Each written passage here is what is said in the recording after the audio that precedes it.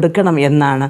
നാം നമ്മുടെ ജീവിതത്തിൽ നമുക്ക് മാത്രം ഇന്നത്തെ പ്രാർത്ഥനാ വിശേഷങ്ങൾ നോക്കിയാൽ നമ്മുടെ ആവശ്യങ്ങളാണ് നാം ഏറെ പേരും നാം പറയുന്നത്. ചർച്ചിൽ പോയിരുന്നാലും ഒരാൾ പ്രാർത്ഥനയ്ക്ക് വന്നാലും നാം തന്നെ അടുത്ത വീട്ടിൽ പ്രാർത്ഥനയ്ക്ക് പോയാലും അധികമായിട്ട് നാം കർത്താവിൻ്റെ സന്നിധിയിൽ ഉരുവിടുന്നത് നമ്മുടെ ആവശ്യങ്ങളും നമ്മുടെ അത്യാവശ്യങ്ങളുമാണ്. പക്ഷേ അതല്ല ഇവിടെ അപ്പോസ്തലൻ നമ്മൾ പഠിപ്പിക്കുന്നത്. നാം അടുത്തവർക്ക് വേണ്ടി പ്രാർത്ഥിക്കണം എന്ന്. അങ്ങനെ പ്രാർത്ഥിക്കുന്നത് ദൈവഹിതവുമാണ്, ദൈവ ഇഷ്ടവുമാണ്. അപ്പോൾ നാം അടുത്തവർക്ക് വേണ്ടി പ്രാർത്ഥിക്കുമ്പോൾ നമ്മുടെ പ്രാർത്ഥനകളും യാചനകളും അതിൽ കൂടെ ചേർന്ന് വരും.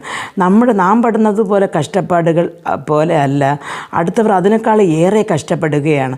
അപ്പോൾ അടുത്തവരുടെ കഷ്ടപ്പാടുകൾക്ക് വേണ്ടി നാം പ്രാർത്ഥിക്കുമ്പോൾ അതിൽ കൂടെ തന്നെ നമ്മുടെ അഭയാചനകളും കർത്താവിൻ്റെ സന്നിധിയിൽ ചെന്നെത്തുകയാണ്. ആയതുകൊണ്ട് പ്രിയ ദൈവമക്കളെ, ഇന്നു മുതൽ നമുക്ക് സകല ജനത്തിനു വേണ്ടി പ്രാർത്ഥിപ്പാനുള്ള ഒരു കൃപ